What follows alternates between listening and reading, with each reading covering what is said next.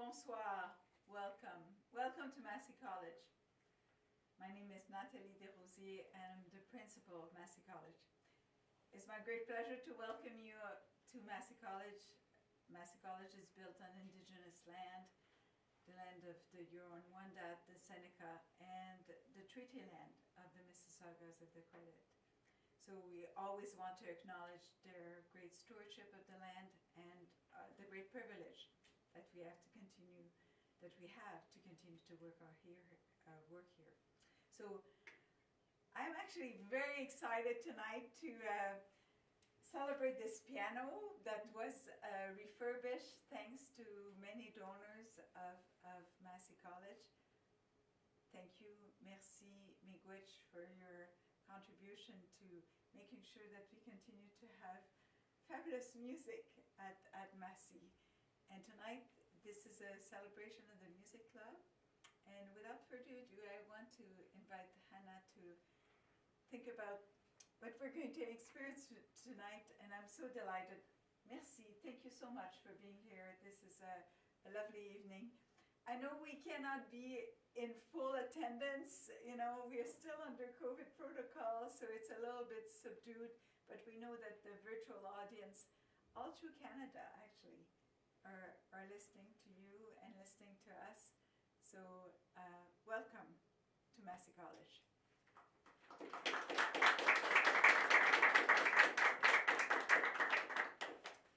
Thank you, Natalie.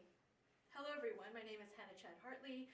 I'm a musicologist, a Quadrangle Society member at Massey College, and host of tonight's event as one of the members of the programming committee for the Massey Music Society, formerly the Massey Music Club. Welcome to the first Massey Music Salon of this academic year. We're delighted that you can join us in person and online. As it's the first event of the year, I just briefly want to tell you about the Massey Music Salons. They are a series of evening events open to all the community that explore the creation and performance of music in all its facets.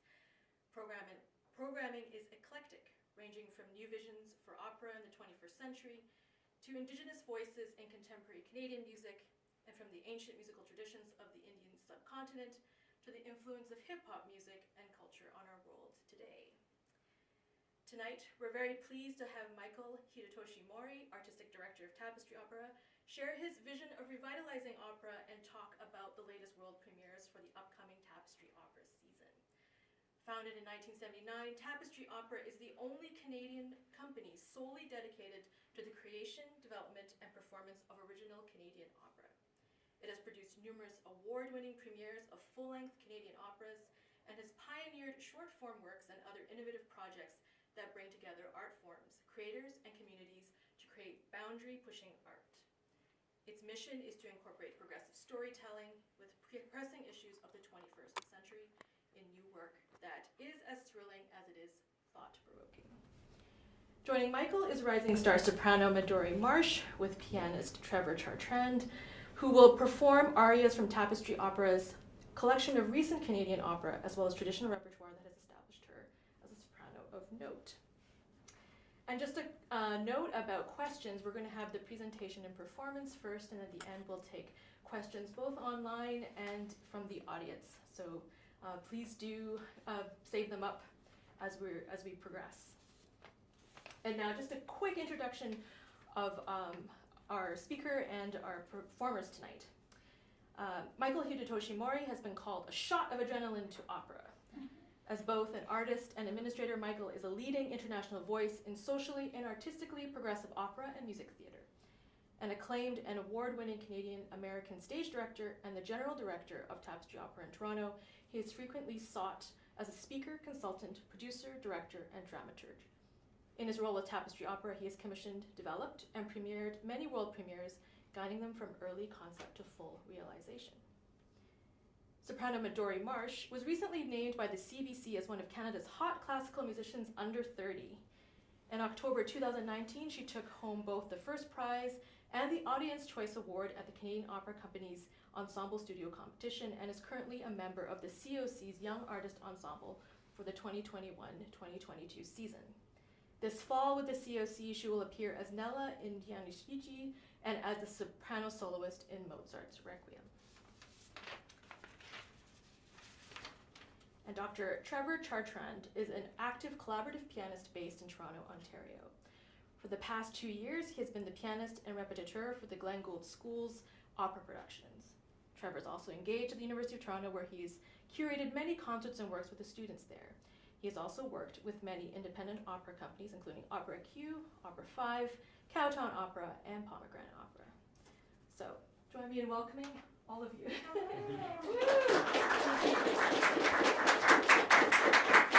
Well, thank you so much, Hannah and Madame Dean. It's our pleasure to be here, and I figure it's been a long time since we've had some live music, so we will dispense with too much more talking from me at this moment and welcome Midori and Trevor to the stage.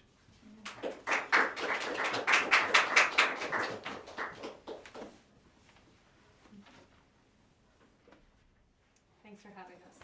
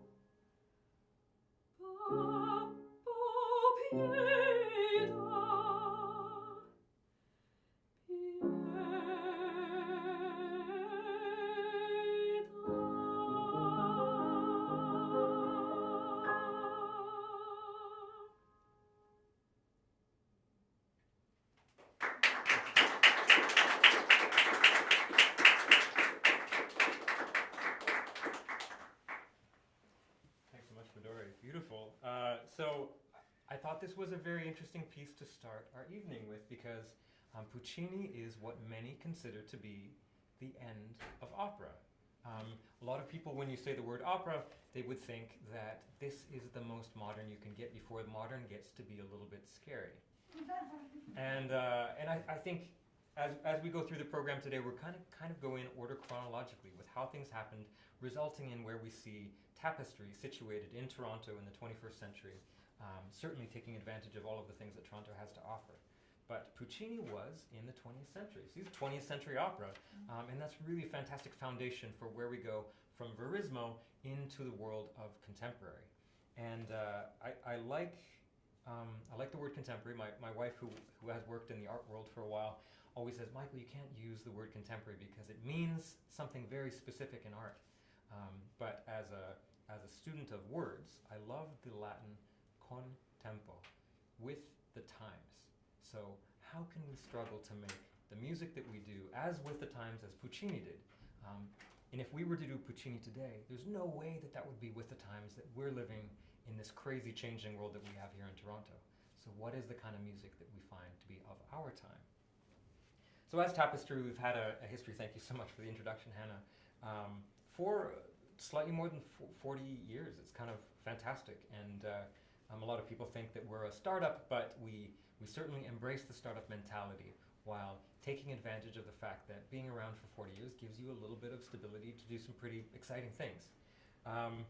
And as many companies did in the 18 months prior, we normally produce live productions of all kinds in different places, and we weren't able to because of the pandemic. Two of the things we did involved Midori. We had a production of Rocking Horse Winter, which was the return of our award-winning production from 2016 that was meant to go up in April. As all of you know, there were no operas in April in Toronto. So while we did postpone the production, we wanted to keep everyone on contract and honor our obligation to them. And what we did was we pivoted to a recording. So we made a full audio album recording of Rocking Horse Winter, which as of this last Saturday has now had 2 broadcasts on Saturday afternoon at the Opera, meaning that this show that was meant to have seen 3,000 to 4,000 people in a theater in Toronto has now been heard by over 500,000 people across Canada. So a little idea of how we try our best to think of what's possible, even when given the situations we've been given the last 18 months. The other one was after everyone had sort of started to explore what digital could be for opera and how can we record things and share them with people because we couldn't leave the house. We all realized, and I don't know if any of you felt the same way, circa, I don't know if it was a year ago or earlier than that we didn't want to watch any more screens. And that's not completely true. We knew we would have to for whatever other reasons, work or Netflix, but the thing that made us love live music was the live experience, the interaction between audience and performer. And in that, with all of the venues closed down, we decided to build our own venue. We bought a snowmobile trailer and converted it into a 10-foot by 6-foot stage that would fold into a box, be delivered to your house, unfold, and make performances for you. So in the last 18 months, we call it box concerts. That box concert stage has had 200 live performances for people, with the general idea being we would go to where people already were safe. So if you were on your front porch, you could be no safer, so let us come and provide a concert for you.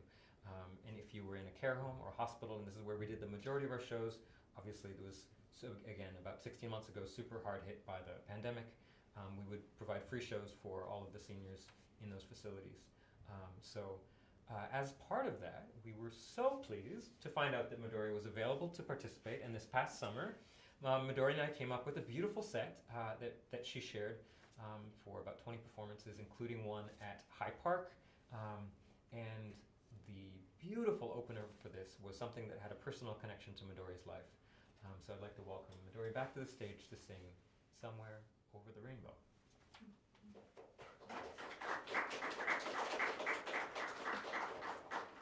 Thank you so much, and thank you for having me. This was the first song that I would open my box concerts with, and it's a first song for me in more ways than one.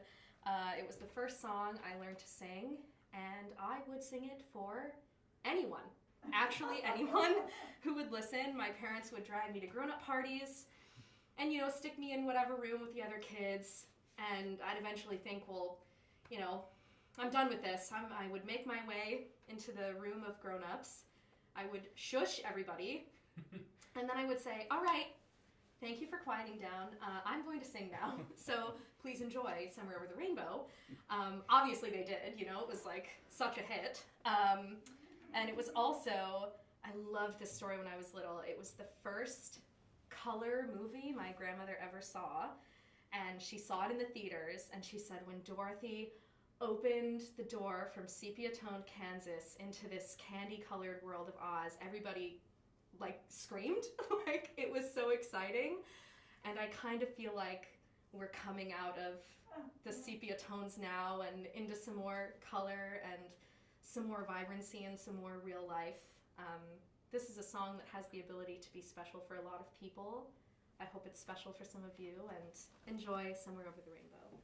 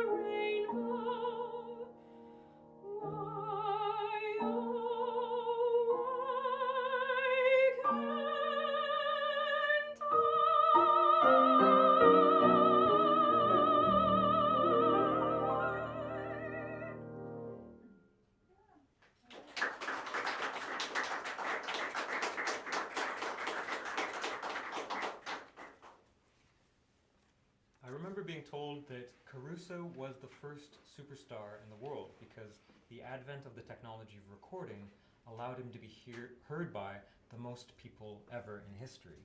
And in thinking, as I took on the position at Tapestry about 7 years ago to lead a contemporary opera company, what relevance does opera have to our society? It's so interesting, especially as a musicologist, to go back in history and see when was it relevant and what was the thing that made it relevant. So Caruso was the biggest star in the world. Opera was something that everyone understood. Music lessons and singing lessons were something that generally people in the middle class all had themselves in order to become more educated. And so what has happened since then? It's so interesting that television, actually, in its earliest iterations, was very often modeled after operetta. And I, like many of you, may have subscribed to Disney Plus or any other streaming services in the last 18 months. And Disney Plus has all the originals, which I hadn't seen since I was 5 or 6. And they are operettas. I hadn't remembered how symphonic they were until I went back and listened. I thought, whoa, Snow White, super operatic. The performers were opera singers. And so I thought, that is really within our generation that it's changed and become something that a lot of people say, wow, this is elite, or that's not for me, or it's too strange, or I don't know anybody who goes to it or participates in it. Therefore, I don't necessarily care, and that for someone who's fascinated with how can you make opera current, it's a very interesting question. And I follow the other thread, which is, if it was the most popular thing, what happened to it? And if you look, the Italian word for show or an opera show is spettacolo, right? And the spectacle of it seemed to split into the silver screen, so film, which could reach the most people possible. Previously, opera had the biggest theaters ever created. It split into other things like the spectacle of Cirque du Soleil, for example, circus, where we see just spectacle and story and music are really only in support of spectacle. But then it also continued its own path. And especially in North America, we have this thing where a lot of people don't realize it, but there's this beautiful tradition of North American opera that was created in the 20th century that's building on this romantic, post-romantic tradition that was created in Europe. And so for the next 2 pieces, we have a little glimpse of some of the greats. This is Laurie's aria from Aaron Copland's Tenderland and Willow Song from the Ballad of Baby Doe.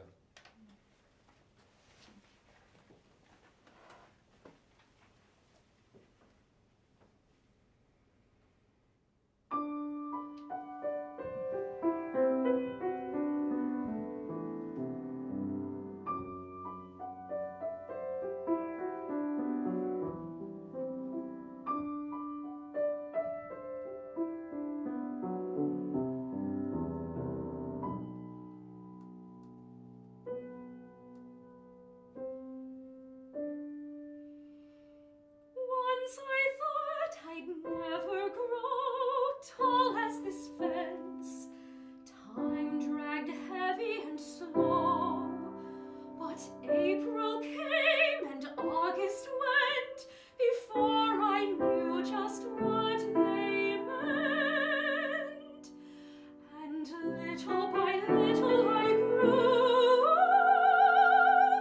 and as I grew I came to know how fast the time could go.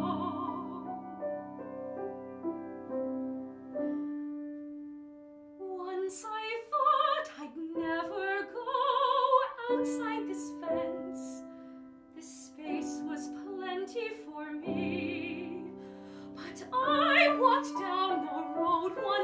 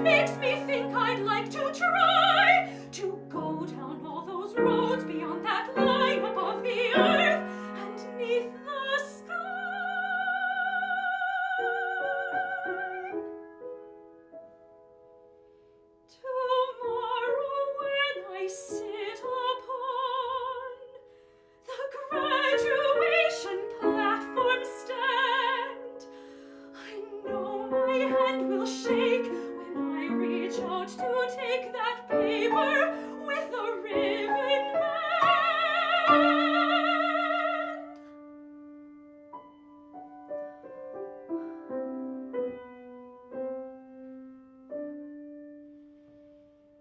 Now that all the learning's done, oh, who knows what will now begin?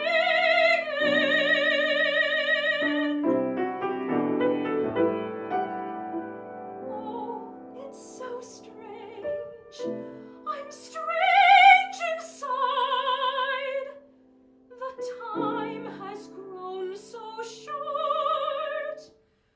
The world so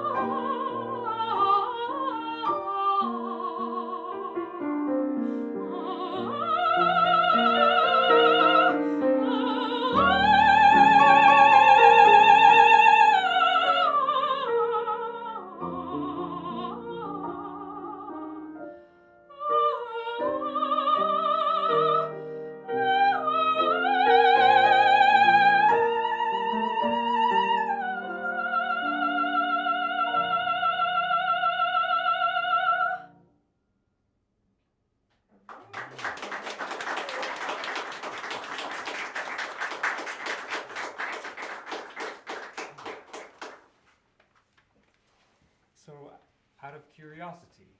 Puccini wrote Gianni Schicchi and O mio babbino caro in 1918. Summer Over the Rainbow premiered in 1939. Laurie's aria from The Tender Land was 1954, and Willow Song from Ballad of Baby Doe 1956. Very interesting, of course, both of those pieces very much reflecting the time that they were in a very specific way, dealing with Americana and the idea of what American culture was in the 50s. And reflecting on manifest destiny and expansion and all of those things. I love this question. Why is this contemporary? What reason do we have to make new things? Doesn't it have to be because it's of value to us, exciting to us? And going back to the thread of what happened to the spectacle that is opera, one of the things that I haven't mentioned, but is very connected to a lot of the things we've heard so far, is musical theater. Musical theater was operetta that grew into something a little bit different, and eventually something that people virtually disconnect from opera entirely. And one of the greatest musical theater composers, Stephen Sondheim, very famously wanted to be an opera composer and had a sort of existential crisis where he was asked, why won't you write an opera? And he said, I made the decision to write opera because I made the decision to write musical theater because I knew people would hear it. And I know my colleagues would take me more seriously if I wrote opera, but I really want people to hear and be moved by the music that I make. And of all of the musical theater composers, certainly of that generation, I find his to be the most similar to opera in a lot of structural ways, even though the singers he goes with are always musical theater singers. So here's a little sneak peek at the close to center flip side of the contemporary opera world and contemporary music theater with a little excerpt from Into the Woods by Stephen Sondheim.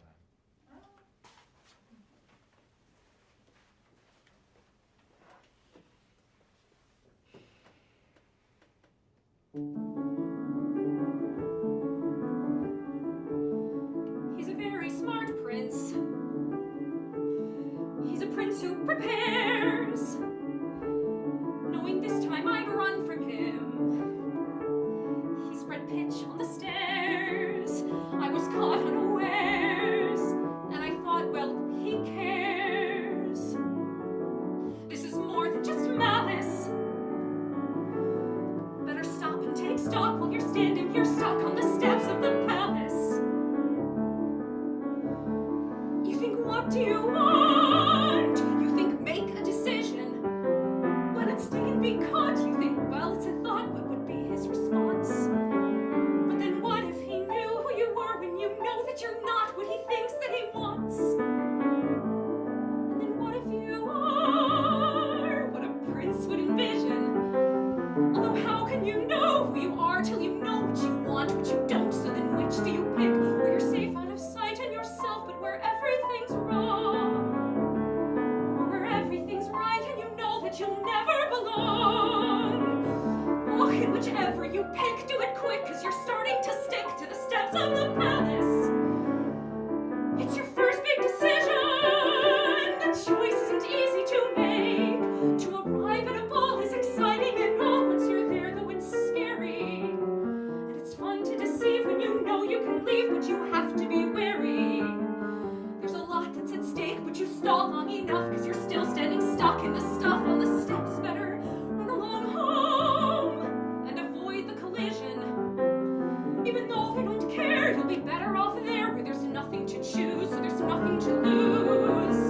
So you pry up your shoes, but from out of the blue, and without any guide, you know what your decision is, which is not to decide. You'll just leave him a clue.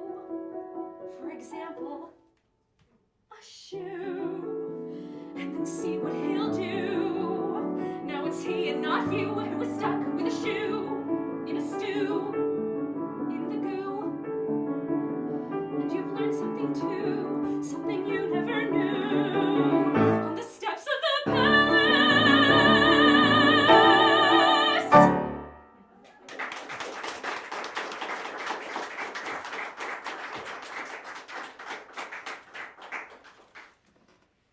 I think a lot, I don't know if this is the case for Midori, but I know a lot of my colleagues who are singers got into opera because they wanted to learn how to sing musical theater. And when they found themselves in their voice studio, they said, the voice teacher, probably correctly in some ways, said, well, to sing anything, you have to have proper technique, and that begins with a classical technique. Once you get there, you can decide whatever you want to do, and along the way, many of us fell in love with opera. So that, again, of interest, that was 1986 when that was written, and that kind of brings us out of the 20th century and into the 21st century. And today was billed as an opportunity to tell you about what Tapestry does. And I think the thread of all of these pieces today shows an interesting combination of what would have been called maybe hundreds of years ago, the combination of high art or opera seria and folk art, or komische Oper in some way, because or opera buffa. Because what we're seeing is there's an incorporation of pop music, or of the popular music of the time, with the serious art music of the time. And I think that's something that's always been a very interesting and vital conversation. If we get stuck in one or the other, you end up with something that's uninteresting and undynamic.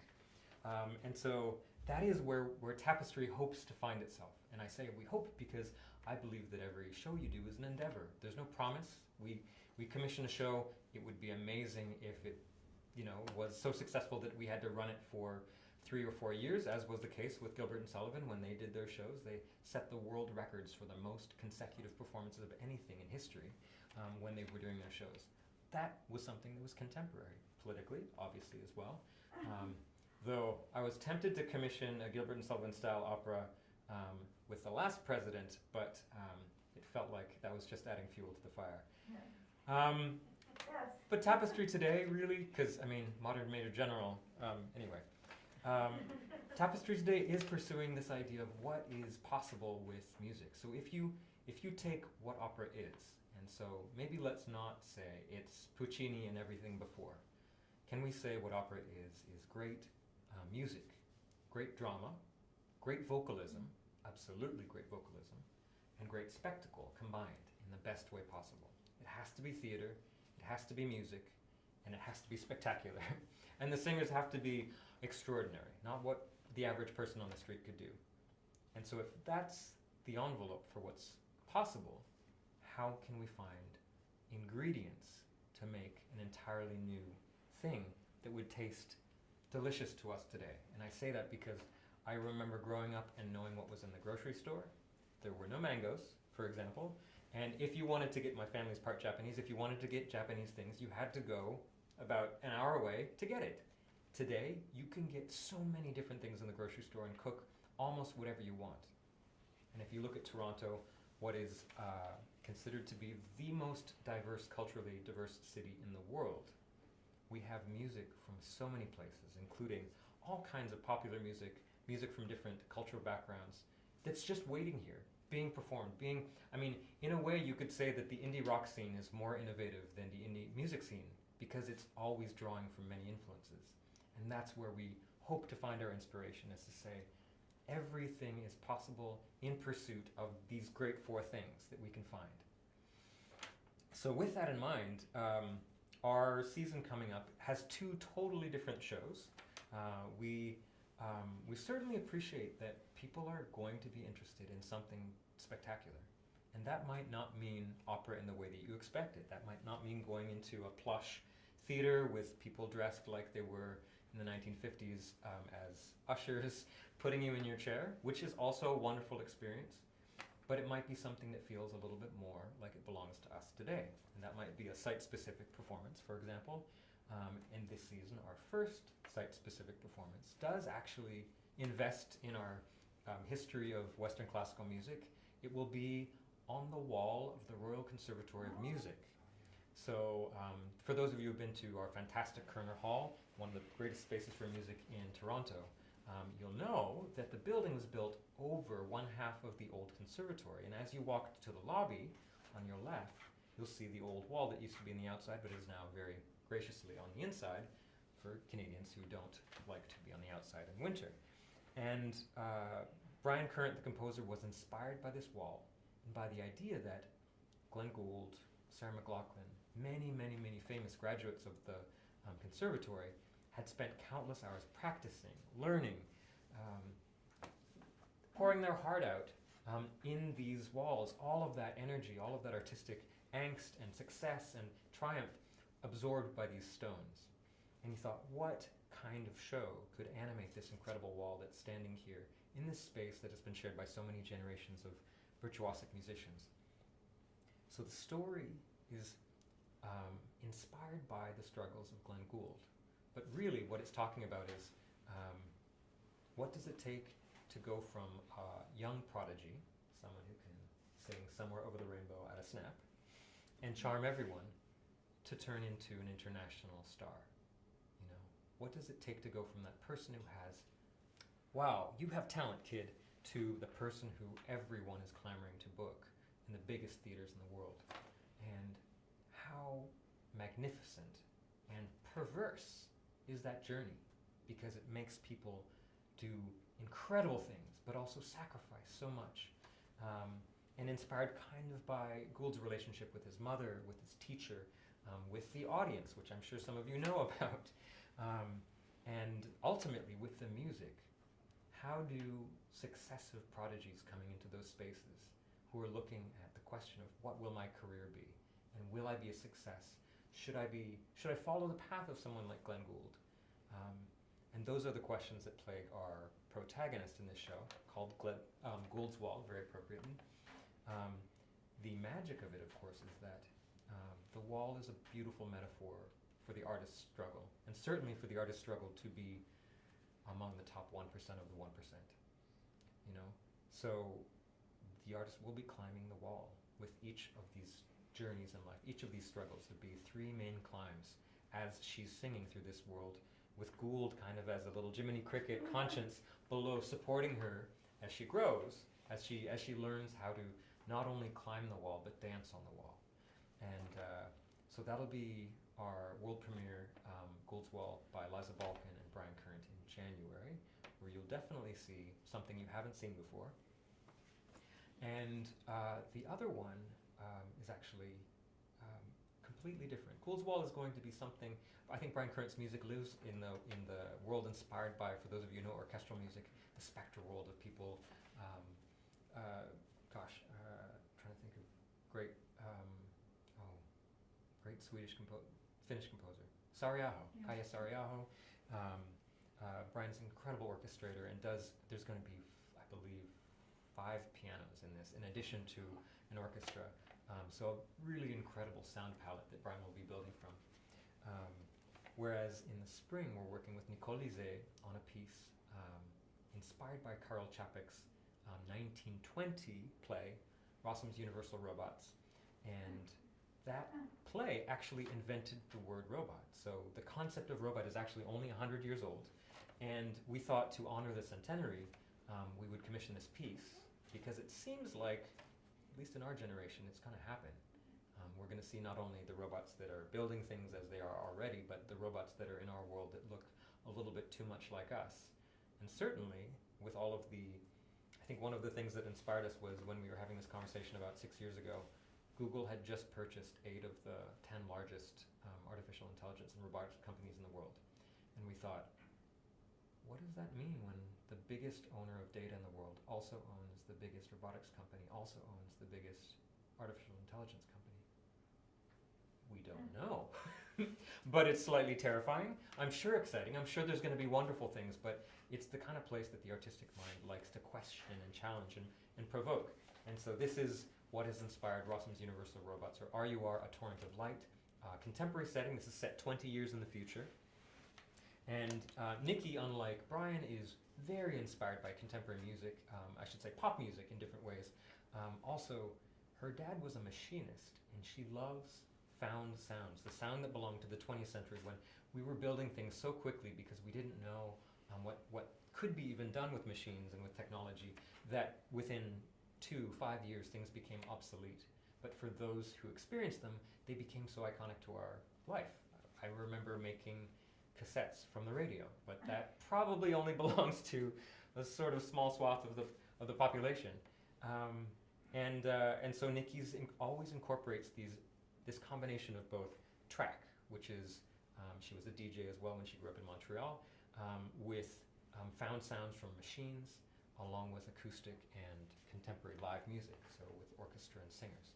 And it felt like the perfect marriage for an opera about robots and about the question of should we be unleashing this technology, which we are investing billions in a year on the world, or will artificial intelligence become intelligence, and will there be another population in the world that we'll have to coexist with? Really, really fascinating questions, but of course this is going to be a show, so there's going to be a fight and there's going to be some kind of a conflict. The beautiful thing, and thanks again to Helmut for helping invite me here today, but we're partnering with OCAD University while Helmut is on the faculty, and the exciting thing, going back to the idea of spectacle, instead of being on a wall suspended in air, for Rossum's Universal Robots, we'll be playing around with some new theatrical technologies that are prototyped specifically for this show. So as a lover of story, I'm there. As a lover of music and Nikki's way of integrating, I mean, I'm sure she wouldn't call it folk music, but let's say popular music with serious music, I'm there. And as a lover of what's possible with spectacle in a way that would impress anyone on the street, I'm there, because we're going to be doing some things you've definitely never seen before, because I've never seen it before, and it will be quite remarkable in this space at OCAD University in their great hall, repurposed to look like the factory where the robots are built. Good. Yeah, so that's in May.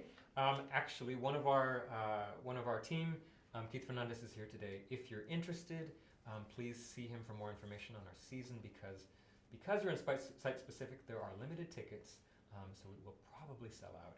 I'd love for you to be there. We think, since we're coming back to live, we might as well go big and do some ridiculously beautiful things. So please, if you're at home and you're interested, go to tapestryopera.com and you can find out all of the information. So, all of that to say, that's brought us into the 21st century. We have a fantastic season coming up. We're so pleased. Thank you so much for having us. And this last piece is actually from one of Tapestry's first big hits. And I say that because it saw 10,000 people in Toronto and also predated the government addressing the head tax that was paid on the Chinese brought in to build the railroad. This is from Iron Road, premiered in 2001. And this is the story of a woman who came from China to find her father. Men were the only ones allowed into the country at the time, to build the railroad, and to tell her father that her mother had passed. And in her search for her father, dressed as a man, she comes across the son of the foreman, and as happens in history and will continue to happen, there was some chemistry and a very confused situation. So this is Iron Road.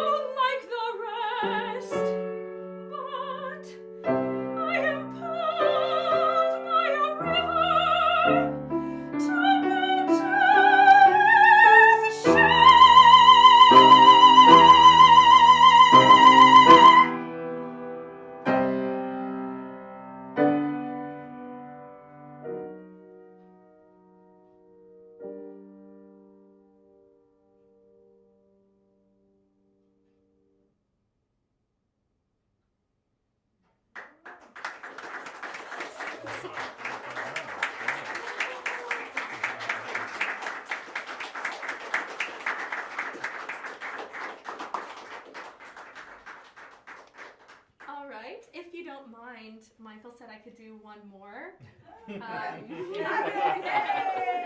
And this predates them all. But I think it's something we need. This is a rallying cry. It's kind of like an operatic pep talk. And I kind of feel like opera needs a pep talk. We need a pep talk. Canada needs a pep talk. The world needs a pep talk. So I hope this, encourages you to go forth with a little more confidence. Earned or unearned, frankly, it's all the same. And this is Chacun le sait from Donizetti's La Fille du Régiment.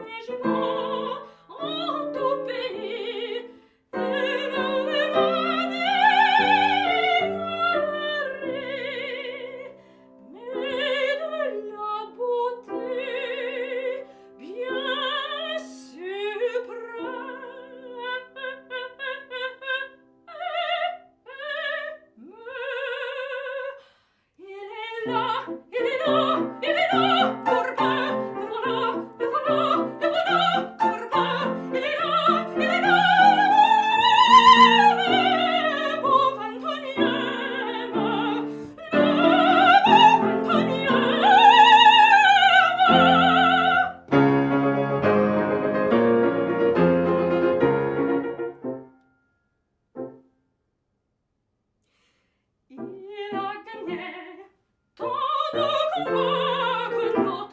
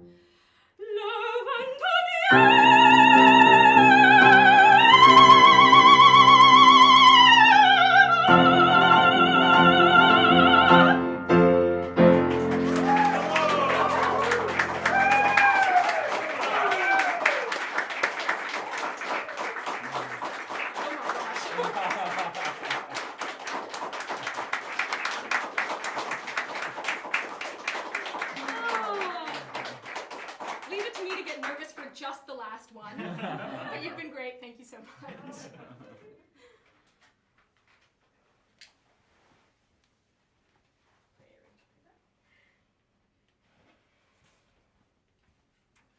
Thank you so much, Midori, Trevor, Michael, for this lovely presentation. It's just fabulous.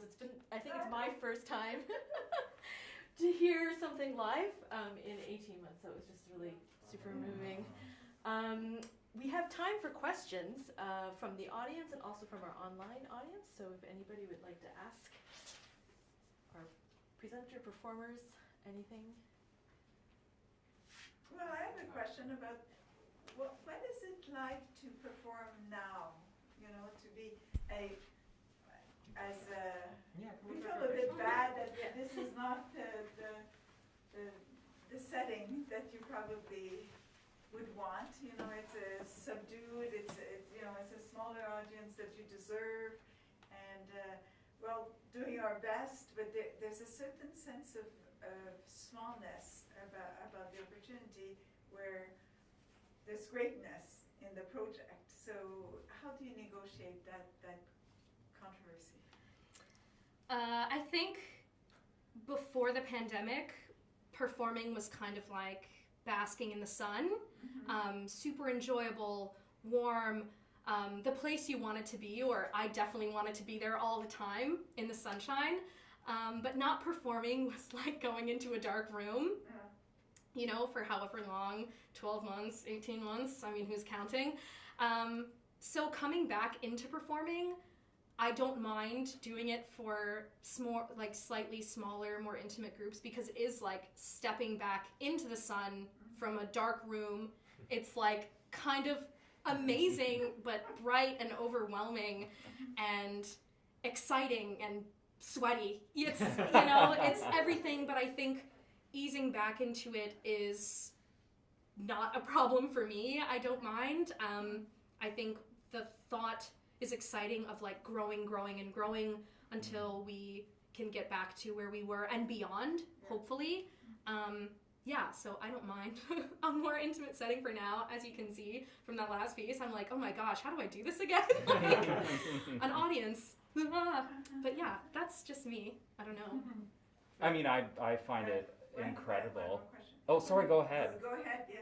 I was just going to say, it's absolutely amazing to be back. It is overwhelming emotionally. You wouldn't expect that, because we get used to the performance scene. We get used to being on stage in the spotlight and enjoying it. It's like basking in the sun. It became part of our, you know, daily, well, maybe not daily lives, but part of our regular lives. And to have that stripped away so quickly, it did have a void. So coming back into an intimate setting is actually wonderful, because I'm feeling the connection with those that are in front of me. You know, in a larger setting, it gets a bit blurred. There's, so many people you don't actually get to see faces and reactions. So in an intimate setting, coming back to this is actually really wonderful, and it makes it feel more connected somehow, even though there may be fewer people here. It's a slightly different question. So, Midori, you covered 100 and some years of different types of music tonight. It was just wonderful. It's such a joy. But you're also so young, and I would be very interested to know, how do you reflect on how your voice is going to change and the type of music that you may evolve with as the music has changed, as you've said, but also you will change in your voice and capacity. Could you speak to that for a moment?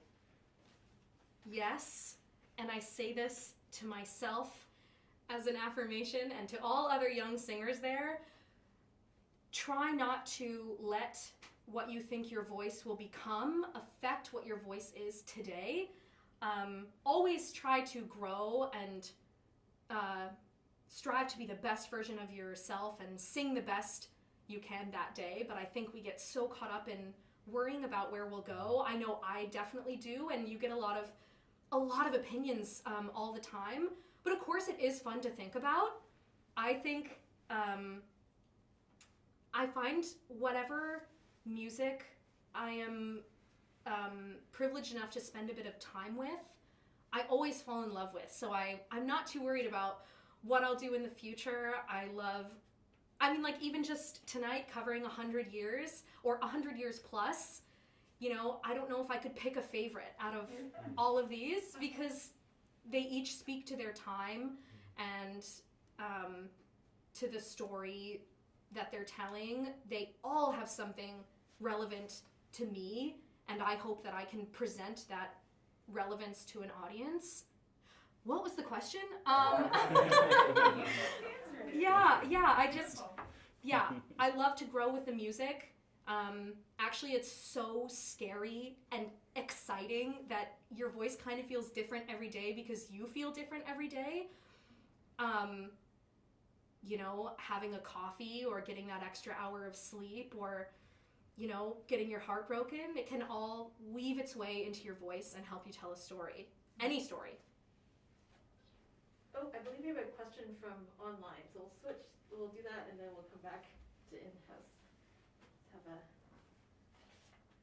I can read it out if you can't, Hannah. Oh, here it is. Okay. This is from Mary McGeer. She asks, can you tell us a bit about your LibLab program? Oh, sure.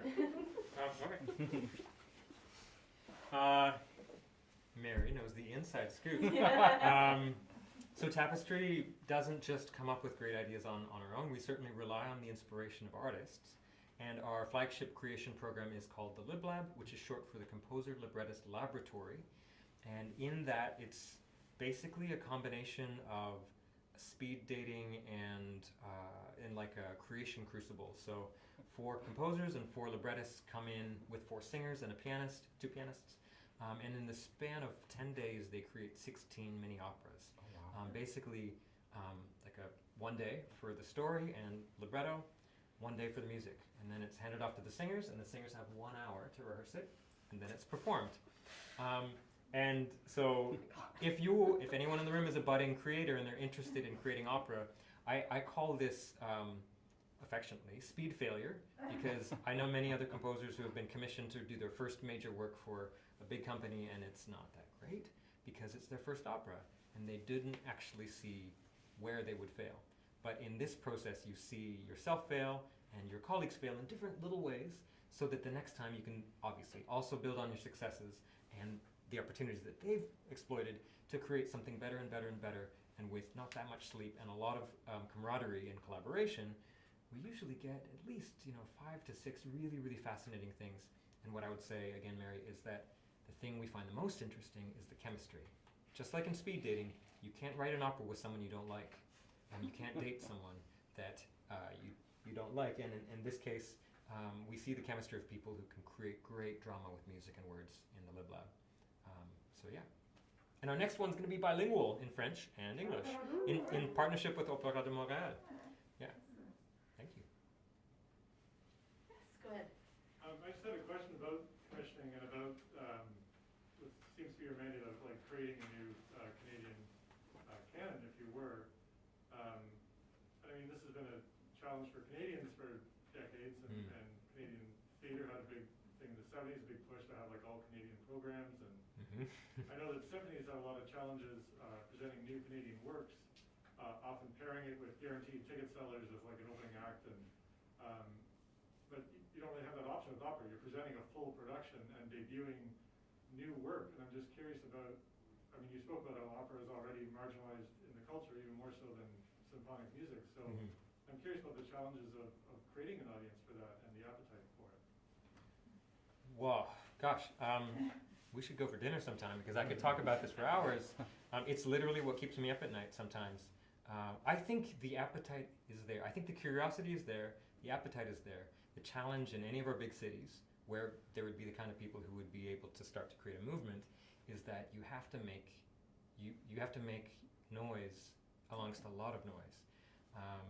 So I think there's 2 challenges. One is for the sector as a whole. If we think that our opera has to sound like it used to, or if we're just appealing to the people that are already there and are already paying a lot of money or donating a lot of money, then we're always holding the art form back from earning a new audience, because they're gonna like different things. There's gonna be a little bit of an overlap, but we have to be able to let go in order to build that new audience. And so that's what our company's committed to, and if that means for now smaller venues, because that's a big problem with symphonies and big opera houses, is their venues are so expensive that they have to do Carmen's or Beethoven Nines in order to bring the bucks in. And they're also great works. But wouldn't it be amazing to have the same budget for a new work by a composer who's written 4 symphonies already or 5 operas and had the opportunity to sharpen their craft so that they're ready to present their first masterworks? So, you know, I think this past 18 months has taught us a lot about digital. I definitely think that our biggest learning was that our audience is not the same. So when we're reaching out to digital audiences with different kinds of, I hesitate to call it content, let's call it art, that is video often, there's a lot of people who love it. In fact, hundreds of thousands who engaged with our operas, but they're consuming it in a different way. And that might be a piece of the puzzle, but it's like, that is a roadmap that has not been built by anyone. But we're doing our best to say, let's avoid the venue problem, let's avoid the board who says you've got to do top 10 every couple of years. Let's just endeavor to make something and hope that the spark catches, providing as much of the tinder as possible.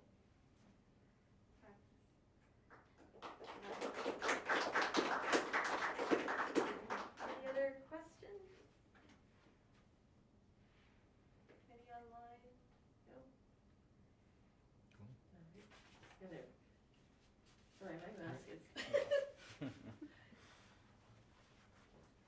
Well, thank you to you, Michael, Midori, Trevor, for tonight's event. Again, this was amazing, and I'm so looking forward to seeing what Tapestry does in this upcoming year.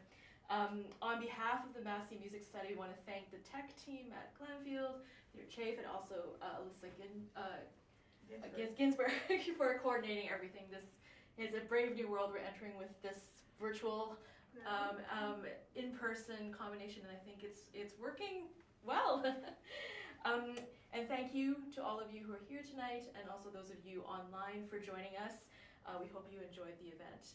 And we look forward to seeing you at the next music salon on November 3rd. This is called Searching for the Blues, the Ancient Folk Music of the Rajasthan Desert. This event will be hosted by Amir Alibai, who's the head of performing arts at the Aga Khan Museum and the executive producer of the docuseries Searching for the Blues, and Imran Babur, who's the filmmaker, multidisciplinary artist, and video director editor of the docuseries. So thank you again, and good night.